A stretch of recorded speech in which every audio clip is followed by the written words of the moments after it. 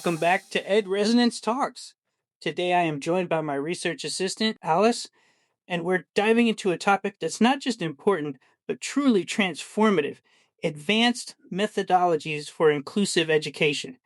And not just any inclusion, but the cutting edge strategies impacting general education classrooms right now and what we'll see through 2026. Oh, Robert, I'm so excited for this. For so long, inclusive education sometimes felt like just having a student with an IEP in the room, maybe with a few accommodations. But what we're talking about today, it's a completely different ballgame. It's data-driven, neuroscience-informed, and really about meaningful progress for every single child. Exactly. That shift is monumental, and honestly, a lot of this renewed rigor, this push for appropriately ambitious goals, it stems from a pretty significant legal landmark. We're talking about the Supreme Court decision in Endrew F v. Douglas County School District. Ah, Endrew F. That's the one that really changed the game for free appropriate public education, FAPE, under IDEA. Before that, it felt like some districts could get away with just providing a minimal educational benefit, right? Like just enough to get by. Precisely. The Supreme Court unanimously rejected that de minimis standard. They basically said, no, an IEP has to be reasonably calculated to enable a child to make progress appropriate in light of the child's circumstances. That's a huge difference. It means for a child in a general education classroom, the IEP should aim for them to achieve passing marks and advance from grade to grade, just like their peers. And that has profound implications for general education teachers. It's not just about delivering content anymore. Every instructional choice we make, every strategy we implement, it needs to be defensible. It needs to be linked to measurable growth. It's a shift from what's the bare minimum to how can we help this student truly thrive and grow meaningfully. Absolutely. It's a move from deficit based planning to a strengths first approach. It assumes significant growth potential given the right supports. And of course, this means data collection isn't just a compliance task anymore, it's a clinical necessity. If a student isn't making progress, the general education teacher needs the data to show they've implemented the plan with fidelity and to pinpoint exactly where the stall is. That's the defensible record. Totally. It means we're not just teaching, we're really becoming architects of learning environments, which actually leads me to one of the most exciting outside the box strategies emerging right now: neuro-inclusive environmental engineering. This isn't just about modifying a lesson, it's about modifying the space itself. That's a fantastic point, Alice. Neuro-inclusive design focuses on the physical and sensory environment of the classroom. Traditional models might suggest a uniform layout, but for neurodiverse students, like those with ADHD or autism, a typical classroom can be a minefield of sensory overload. What does this environmental engineering look like in practice? Oh, it's brilliant. One of the core ideas is sensory zoning. Instead of one size fits all, you divide your classroom into zones with varying sensory intensities. So you might have low stimulus zones, a quiet corner with soft lighting, maybe some textured pillows, a privacy screen. A student struggling with emotional regulation or focus can go there without even asking permission, building that self-advocacy. It's proactive, not reactive. That makes so much sense. It's giving them a tool before they hit a crisis point. What about the other end of the spectrum? Exactly. Then you have active and collaborative zones, areas with flexible seating like stability balls, wobble cushions, standing desks. The research is clear. Allowing low-load fidgeting or movement can actually improve attention and learning outcomes for many neurodiverse students. It's not about being disruptive, it's about being regulated. And let's not forget wayfinding. Clear landmarks, intuitive signage, it reduces the cognitive load of just navigating the room, freeing up brain power for actual learning. It's such a subtle but powerful distinction. Every bit of cognitive energy saved from navigating or regulating can be redirected to learning. And it's not just layout, right? Lighting and acoustics are also massive factors, but often overlooked. Absolutely. Fluorescent lights, for example, are notorious. Headaches, eye strain, reduced focus. The cutting-edge strategies advocate for flicker-free LED lighting, maximizing natural daylight, even blue light covers. Studies show this can reduce agitation and improve sustained attention. And acoustics? Sound-dampening materials prevent that sensory overstimulation that can send students into a fight-or-flight response.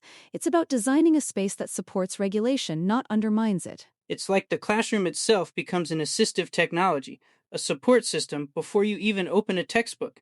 And speaking of design, that brings us to the latest iteration of Universal Design for Learning, UDL 3.0, which dropped in July 2024. This version really drives home the neuroscience of variability. Yes, UDL 3.0 is a game changer because it challenges the whole idea of an average brain. There isn't one. So planning for the average student is inherently flawed. It creates barriers from the start. It shifts from educator-centered to truly learner-centered implementation. It's about designing for the widest possible range of learners from the get-go. And it grounds itself in those three primary brain networks: the affective network, which is the why of learning engagement and motivation; the recognition network, the what, how we gather and categorize information; and the strategic network, the how we plan and perform tasks. And so, when we're thinking about UDL 3.0 in the classroom, it's about giving students multiple ways to engage. That's the why. So, letting them choose their goals or connecting material to their personal interests. For the what, it's using visuals, diagrams, models, tactile support, not just text. And for the how, it's letting them show what they know in different ways: speaking, writing, drawing, using assistive tech. It's so empowering. That's precisely it. And the data supports this too. A 2025 study by Guo and Wang reported a nearly 38% increase in academic achievement in classrooms with high UDL implementation, especially for students with low baseline engagement. It's not just for those kids, it optimizes the entire classroom ecosystem. Which is exactly what inclusion should be. And this naturally brings us to another cutting-edge approach: embedded instruction. This is a huge shift away from the traditional pull-out services for IEP goals. Yes, embedded instruction. Instead of a student leaving the general education classroom to work on a social skill or a specific math goal, that instruction is seamlessly integrated directly into the natural classroom activities. It makes so much sense, right? Why remove them from grade level content if you can support them within it? Exactly. It keeps them connected to their peers and the curriculum. There's a really helpful four-step framework for general education teachers to implement this. First, you identify the target goal. So if the class is doing a science experiment on data and a student has an IEP goal for 1.1 correspondence, you find how to work that in. So the IEP goal isn't just a separate thing you do, it's woven into what everyone else is doing. Right. Second step, identify natural opportunities. You look at your education day at a glance and figure out where that instruction can happen, maybe during transitions, small group work, or independent practice. Then you implement a prompt hierarchy. You might model it, use verbal cues, and then systematically fade those prompts as the student gains independence. And the fourth step, I imagine, has to do with that data collection we talked about earlier. Spot on. The final step is collect data in the moment. You use quick, real-time tools to track progress during the activity itself. This ensures the data is contextually relevant and accurately reflects what the student can do in a natural setting. ELOs, or embedded learning opportunities, are proving to significantly increase engagement, especially for students with complex needs. It's a win-win. That's powerful. It's about leveraging the existing environment rather than creating an artificial one. Now, let's talk about something truly future forward, something that's really changing the landscape for 2025 and 2026: agentic artificial intelligence. We're not just talking about generative AI that produces text. We're talking about autonomous systems that can dynamically adapt to a learner's performance in real time. Agentic AI. It sounds like something out of a sci-fi movie, but it's here, and it's making a real difference in classrooms. For a general education teacher, it's like having a hyper-personalized teaching assistant for every student 24/7. Imagine a learner profile engine that gathers data and builds a comprehensive profile for each student, adjusting to their needs instantly. Exactly. So if a student with an IEP is struggling with a reading passage, the AI can instantly level the text to their specific reading level without changing the core content. Or take Neurobot TA studied at Dartmouth, curated chatbots offering expert source support anytime, improving trust and learning outcomes. And the behavioral aspect is huge too. Platforms like School AI have a mission control dashboard that can recognize emotional or behavioral patterns, like frustration language, and proactively surface SEL prompts or check-ins to the teacher before a situation escalates. That's outside-the-box prevention, not just reaction. That kind of real time adaptivity is precisely what makes agentic AI so transformative. But it's not just for instruction. Research from 2024-2025 shows over half of special education teachers are already using AI to help create IEPs and 504 plans.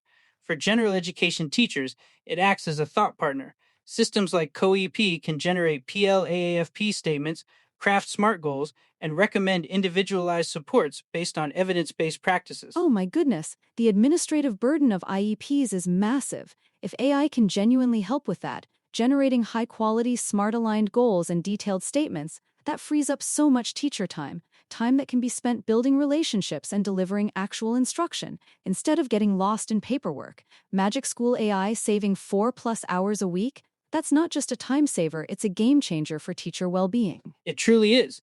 It's about letting the technology handle the repetitive, data heavy tasks so human educators can focus on the human connection. And all of this circles back to ensuring IEP goals are rigorously aligned with state standards. The Hawaii Content and Performance Standards 3 model is a great example of how this is achieved. The Hawaii model is fantastic because it centers on the philosophy that all students, regardless of disability, should have the opportunity to meet the same high standards. It's not about lowering the bar, it's about providing the right support to reach it. There's a clear methodology for this alignment, which is super helpful for teachers. Walk us through that methodology, Alice. How do teachers connect those dots between an IEP and the general curriculum? Sure. First, you analyze the grade level standard to understand what all students need to know. Second, you determine access points using UDL principles. How can the student with an IEP access that standard? Are there accommodations, modifications, or assistive tech needed? Third, you identify the present level of performances, or PLEP, which is a statement of what the student can currently do related to that standard. So it's a clear pathway. Where are they? What do they need? And where are we going? Jinshin. Precisely. And the fourth step is to generate SMART goals. Goals that are specific, measurable, achievable, relevant, and time-bound. These goals must directly lead toward mastery of that grade-level standard. It ensures that special education isn't a separate curriculum, but a set of specialized supports within the general curriculum. It's incredibly powerful for ensuring meaningful progress. That framework really brings it all together. And we've talked about legal, environmental, technological, and curriculum aspects, but there's another crucial, often overlooked dimension to inclusion, especially for 2025 and beyond: trauma informed relational architectures.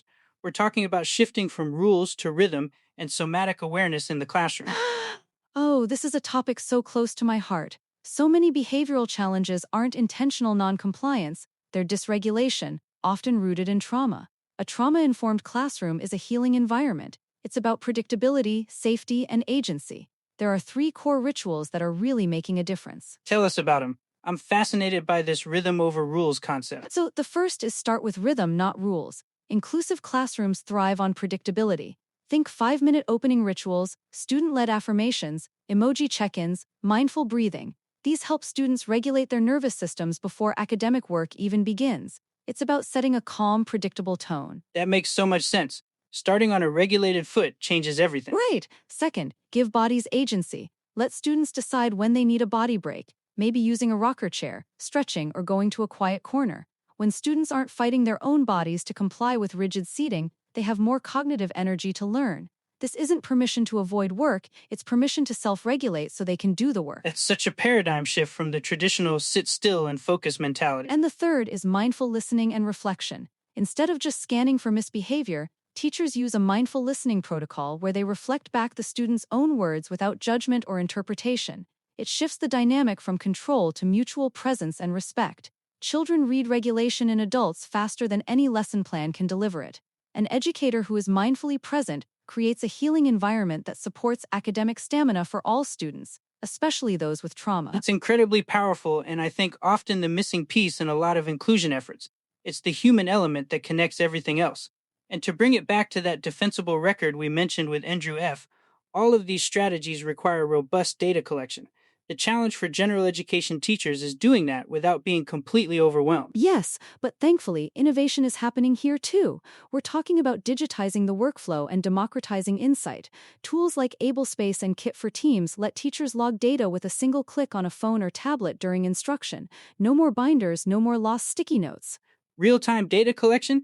That's a game changer for accuracy and efficiency. Absolutely. These systems offer multiple data types, frequency, duration, rubric-based tracking, so the data truly matches the goal. And the best part?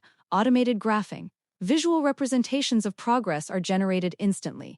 During those monthly data dialogues, teams can spot patterns in seconds. and collaboration logs, shared digital spreadsheets, allow the whole team to see what's working across different classrooms in real time. That level of transparency and immediate feedback is essential, not just for compliance, but for genuinely effective instruction. It allows for data based individualization where instruction can be adjusted immediately if progress stalls, rather than waiting for, say, a 9-week grading period. Exactly. It's proactive intervention, and this whole system feeds into another critical element for 2026, the monthly data dialogue. These structured meetings between general and special education teachers, therapists, and specialists are where the magic happens. You review the data, work samples, progress graphs, and collaboratively decide what's working and what needs to shift. So it's not just about one teacher holding all the responsibility. It's a truly distributed, shared approach to student success. Absolutely. General education teachers gain tools for differentiation, and special education teachers stay connected to the general curriculum. This collaborative culture truly democratizes insight, ensuring that a strategy that works brilliantly in science quickly gets shared and implemented in math or social studies. It strengthens the entire learning environment for every student. That's such a great summary, Alice.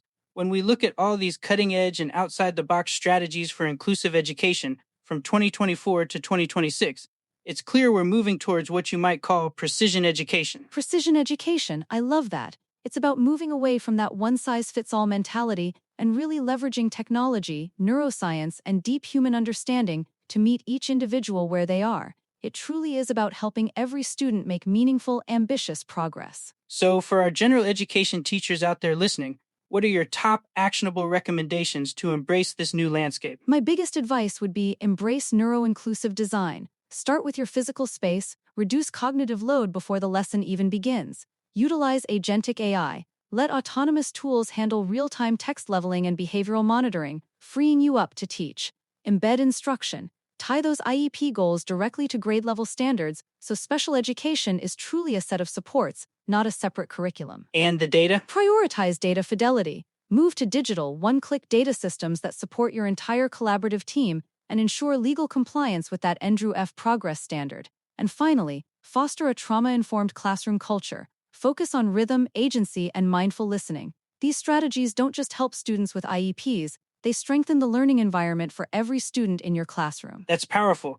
By adopting these methods, general education teachers can move beyond just the procedural requirements of IEPs and truly focus on the substantive goal of inclusive education, enabling every student to make meaningful, appropriately ambitious progress in light of their unique circumstances. Thank you so much, Alice, for this incredibly insightful discussion. My pleasure, Robert. It's an exciting time to be an educator, and these advancements mean we can truly serve all our students better than ever before. If you found this information helpful, please like, subscribe, and share this with someone who might benefit from these insights and strategies. Your support helps us to keep being able to do the research and bringing that knowledge to you. To all our listeners, keep building those incredible, inclusive learning environments. Until next time, keep your hearts and minds open and tune into learning.